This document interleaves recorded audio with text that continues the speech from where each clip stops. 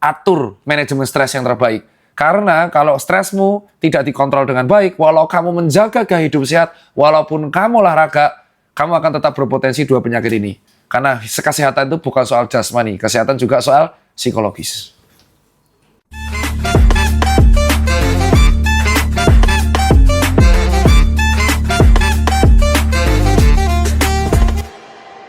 Assalamualaikum warahmatullahi wabarakatuh. Dan masih kembali dengan saya, Dr. Tirta Peng Peng Peng.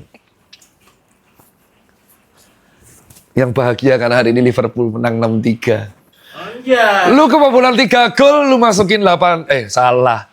Lu kebobolan 6 gol, lu cetak 6 gol. Still win. Gak kayak tim sebelah. Di Old Trafford kalah 3 gol berturut-turut di kandang 4 kali. 3-0 Liverpool, 3-0 Bournemouth. Siapa lagi? Pokoknya 3 gol semua kan. Nottingham Forest 3-2 sama City? 2-1. Enggak, 2-1 di kandang City ya. Siapa lagi yang ngalahin Liverpool si MU tuh? 3 gol terus. Monggo. Pertanyaan pertama nih Pak. Dok, kalau misalkan makanan fermentasi kayak kimchi, acar, yogurt, itu apakah baik kalau misalkan dimakan tiap hari? Sebenarnya selama tidak berlebihan ya aman-aman aja. Dikarenakan memang dia tuh ada bakteri probiotik yang bagus buat pencernaan. Tetapi kita tahu bahwa di fermentasi itu dari kimchi, yogurt, dan itu salah satu yang harus diperhatikan adalah kandungan natriumnya. Jadi kandungan natrium atau sodium pada makanan fermentasi itu cukup adalah, tapi tidak setinggi garam dan micin ya. Sehingga kalau berlebihan pun itu nggak bagus buat tubuh karena akan menyebabkan efek hipernatremi. Kalau kimchi sendiri itu idealnya sekitar 100 gram per hari lah atau 2 sendok makan besar gitu. Ini saya sampai Google loh. Lihat artikel medis. Kenapa? Karena biar nggak salah. Untuk acar, idealnya 30-50 gram per hari. Setara sampai 1-2 sendok makan. Acar dan kimchi itu natriumnya cukup tinggi. Untuk yogurt yang plain, itu 1 cup kecil atau 200 ml per hari. Yogurt itu lebih rendah sodium dibanding kimchi. Tetapi hati-hati pada yogurt yang berasa-rasa, karena ada gula tambahannya. Jadi harus diperhatikan. Beberapa yogurt itu gula tambahannya cukup lumayan lah. Tapi asal nggak berlebihan nggak apa-apa. Dan ada beberapa orang yang alergi. Jadi reaksi alergi akibat reaksi alergi sehingga dia bisa mencret, diare atau gatal-gatal. Jadi selama kamu boleh aja makan tiap hari selama tidak berlebihan. Nah, misal kamu makan kimchi setoples, harmo tiap hari kimchi setoples, itu udah pasti reaksi alergi mulai muncul. Dah nggak bagus buat kardiovaskular dan malah pencernaan. Intinya sesuatu yang bagus pun kalau dimakan berlebihan juga jadinya nggak bagus. Ini terpaksa saya buka artikel medis karena pertanyaan ini cukup sulit dan ada kadar-kadarnya. Oke, diakui keren nih. Kualitas pertanyaan hakim mulai meningkat ya. Jadi buat netizen yang nonton video pendek ini dimaklumi ya. Dokter boleh nyari artikel medis biar nggak salah ya. Oke, next.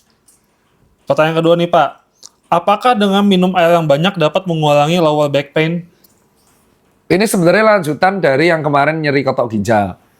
Lower back pain itu adalah sensasi nyeri di bagian pinggang. Ya, sini. Nih. Dan hal itu tuh bisa terjadi karena satu, diakibatkan ototnya. Jadi yang paling sering dari lower back pain itu diakibatkan dia tegangan pada otot-otot lower back. Jadi karena ototnya jarang dilatih, sehingga bebannya ditanggung sama tulang belakang. Dan akhirnya menjadi nyeri, dan nyeri itu menjalar lewat saraf sensasinya. Dan akhirnya menjalar sampai paha. Biasanya ini sering dialami oleh orang yang duduk lama di kursi yang keras. Contoh, kamu kalau duduk, beban tubuh akan ditanggung oleh tulang ekor. Nah, kalau otot punggungmu ini nggak bagus, maka yang menanggung beban, peserbarannya hanya tulang, bukan dari otot. Sehingga kalau kamu pengen mencegah lower back pain akibat hal ini adalah latih otot punggung. Sehingga bebannya akan tersebar merata di otot, tidak tulang tok. Nah, kalau lower back pain dianggap itu karena postur ya. Tapi kalau diakibatkan oleh ginjal, oh bisa. Contoh, ada batu di ginjal. Sensasinya di mana? Pinggang. Nyeri costovertebral, nyeri ketok. Ini sakit. Tapi nyerinya itu beda sama lower back pain. Kalau nyeri lower back pain, dia kayak nyeri tumpul terus menjalar. Tapi kalau sudah ada sensasi panas dingin, berarti sudah ada saraf yang kejepit di tulang belakang atau HNP. Tapi kalau nyeri akibat ginjal, saya jamin kamu nggak akan bisa berdiri, nangis kamu. Karena nyerinya skalanya bisa 8 dari 10. Nyeri akibat ginjal itu biasa nyerinya bersifat kolik. Jadi hilang timbul. Jadi karena apa? Ya nyerinya hilang timbul itu. Inilah yang teman-teman harus membeda. Kalau nyeri di lower back pain, dia bukan hilang timbul. Dia ada terus selama sarafnya kesenggol. Selama ototnya bermasalah. Selama ligamennya bermasalah atau tulangnya bermasalah. Tapi kalau nyeri akibat gangguan pada ginjal, dia tuh kalau batu ya, itu kolik sifatnya.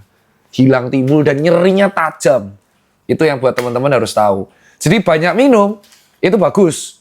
Untuk mencegah timbulnya batu di dalam ginjal dan kandung kemih. Pertanyaan ketiga, nahan bersin bisa menyebabkan pembuluh darah pecah. Oke, jadi jawabannya adalah meningkatkan resiko kerusakan dan gangguan pada gendang telinga dan pembuluh darah kapiler di bagian mata. Walaupun jarang terjadi, tapi resikonya meningkat. Loh kenapa? Jadi bersin adalah reaksi alami yang dilakukan oleh tubuh sebagai defense mechanism ketika ada debu atau corpus alienum atau benda asing di saluran pernafasan bagian atas, baik tenggorokan atau hidung. Sehingga tubuh melakukan defense mechanism dengan nervus 9, lalu nervus, ini kita susunan nervus kranial, ada nervus 9, nervus trigeminal, dan nervus vagus yang digunakan untuk mengeluarkan korpus alienum tersebut. Kalau kita menahan hidung dan ini supaya nggak bersuara, maka tekanan hebat akibat bersin tersebut kan gede. Itu akan mengganggu si gendang telinga. Kenapa? Karena hidung tenggorokan tersalur di saluran tuba eustachius pada telinga. Dan karena tekanan ini tinggi, tidak tersalurkan dengan normal, itu akan membuat tekanan udaranya kayak balik ke dalam kepala, bro. Jadi biarkan bersin itu lepas. Kayak bapak-bapak kalau pagi hari habis sikat gitu, aheng! Gitu. Itu artinya orang tuamu alhamdulillah masih sehat walafiat. Intinya bisa bersin, bisa batuk, bisa kentut, itu kamu adalah alami, berarti tubuhmu sehat. Nggak bisa kentut, bermasalah. Nggak bisa bersin dan batuk, kesedak kita. Tidak langsung pecah, tapi meningkatkan resiko. So, agak benar. Pertanyaan berikutnya. Susah ya pertanyaan hakim hari ini. Tapi potensi viral nih. Dok, apakah stres dapat memicu diabetes ataupun darah tinggi? Nah, jadi stres secara psikologis atau stres apapun ke dalam tubuh ya, itu akan diurusnya oleh dua sistem. Satu sistem sarasimpatis, yang kedua adalah sistem hipotalamus hipofisis adrenal. Kalau sarasimpatis teman-teman dah tahu, fight and flight, ya kan? Nah, kalau yang hipofisis adrenal dan adrenalin, hipotalamus itu akan meningkatkan dua hormon, satu adrenalin, satu kortisol. Hormon adrenalin dan kortisol ini sebenarnya bermanfaat buat tubuh, terutama kortisol, karena dia bisa memicu gluconeogenesis, yaitu memecah gula dari protein. Nah, cuman kalau kortisol ini berlebihan, akibatnya Anda tuh jadi standby terus, ya. Akhirnya karena dia memicu gluconeogenesis, stres itu akan meningkatkan kortisol, sehingga Pak, pencetakan gula jadi tinggi. Jadi gula akan menjadi tinggi. Itu yang menyebabkan ada, kalau stres meningkatkan kortisol, secara kronis akan meningkatkan resiko dari diabetes mellitus. Berikut jurnalnya. Nah, kalau yang hipertensi, Anda tahu salah satu tadi adalah adrenalin dan fight and flight. Jadi ketika stres tinggi, itu aktivasi sarasimpatis. Jadi pembuluh darah kita akan cenderung menyempit, terjadi terus-terusan. Jantung kita akan terus meningkat. Dan efek adrenalin itu. Jadi adrenalin rush kita ready terus. Akhirnya, karena itu terjadi kronis, akan terjadi peningkatan resiko hipertensi kronis. Berikut jurnalnya. Jadi buat teman-teman yang memiliki stres psikologis tinggi, cerita, atur manajemen stres yang terbaik. Karena kalau stresmu tidak dikontrol dengan baik, walau kamu menjaga gaya hidup sehat, walaupun kamu olahraga, kamu akan tetap berpotensi dua penyakit ini. Karena kesehatan itu bukan soal jasmani, kesehatan juga soal psikologis. Kontrolnya kemana, Pak? Psikiater, psikolog. Dan bisa ke teman-teman yang memang cerita, yang penting cerita. Nah ini pentingnya.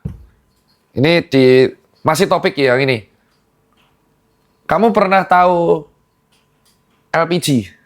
Oh. Pernah tahu galon? Ini 20 kilo. Kalau aku bawa ini, semenit, nggak kerasa. Kalau ini tak bawa 1 hari 1 malam, menurutku tanganku kesemutan nggak? Parah. Seru kan? Iya. Nah, Setiap orang punya beban kerja. Beban kerja ditampung di mana? Otak. Nah, kalau beban kerjanya nggak diletakin, gila nggak kita? Gila. Sama seperti itu analoginya. Oh, iya benar. Benar. Nggak, bener kan? Benar. Apa bedanya beban kerja dengan beban plate ini? Dia bisa dirasakan. Beban kerja itu tidak dirasakan. Karena beban kerjanya tinggi, dia tidak berusaha meletakkan. Akhirnya beban kerja tersebut membebani pikiran. Stress level tinggi, kortisol naik. Ya. Akibatnya apa?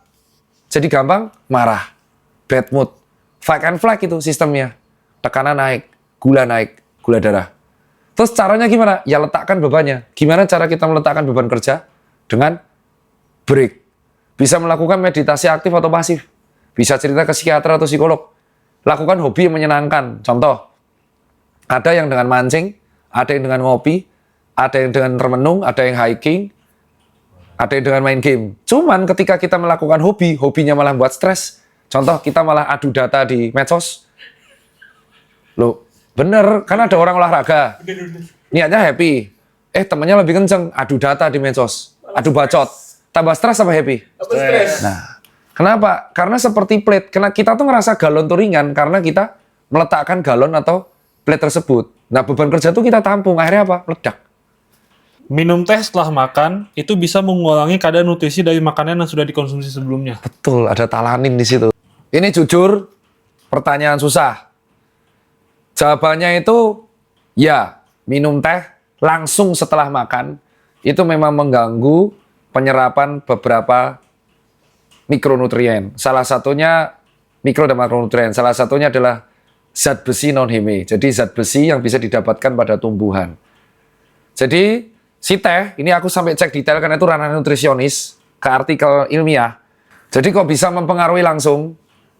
Ya, jadi teh itu mengandung banyak zat. Salah satu adalah tanin.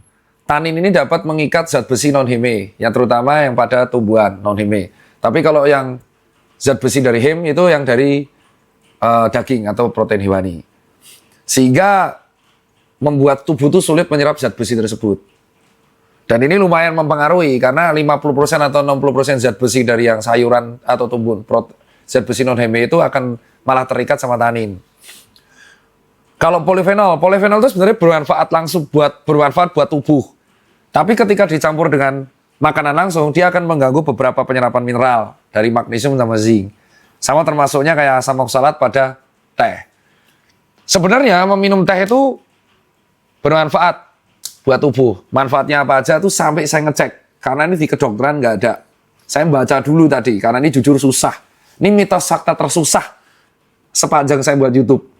Karena pertanyaannya ini klise, gampang sebenarnya, tapi dilakuin banyak orang. Jadi kalau salah bahaya.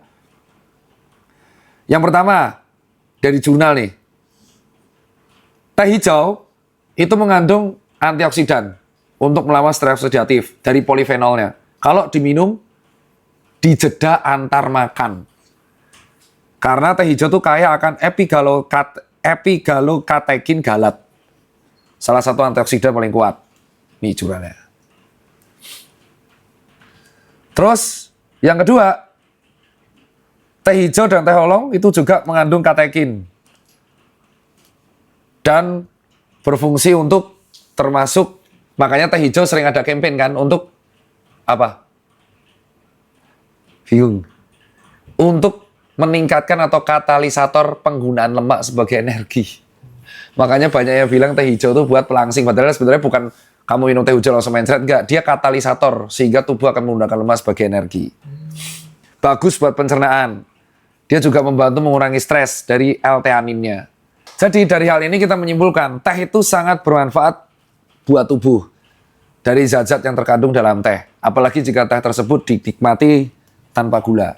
Tetapi sebaiknya teh itu diminum di jeda antar makan. Ya, kayak English breakfast, ya, breakfast tea. Selayaknya kita menikmati kopi. Dan kalaupun kita mau makan, kita menggunakan teh tersebut makannya bukan dengan zat-zat yang bisa terganggu.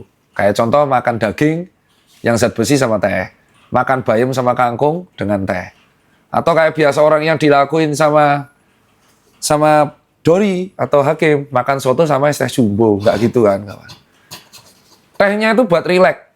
Karena manfaatnya sangat banyak. Dari buat antioksidan, menurunkan penyakit kardiovaskular, stress release, ya, sebagai berikut sesuai jurnal. Kan jujur, mitos faktanya sudahi dulu. Ini susah aku. Jadi setiap tadi dikasih pertanyaan, jawabannya itu sebenarnya gampang. Teh mengganggu penyerapan zat makanan, betul. Tapi kan nggak bisa kita sebagai dokter atau influencer kesehatan ngomong, ya betul, dah gitu toh.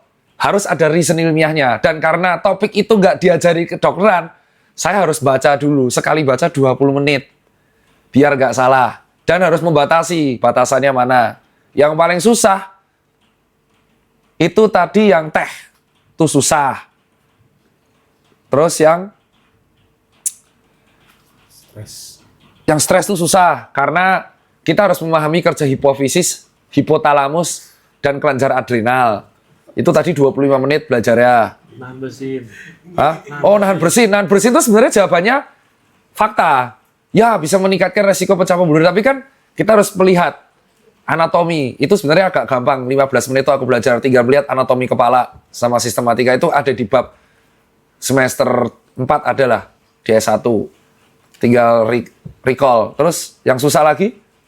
Fermentasi. Nah, ini yang susah banget tadi. Fermentasi bagi tubuh tuh susah, coy. Susah, karena rata-rata masyarakat itu kan sekarang mulai mengenal kayak acar, ya kan?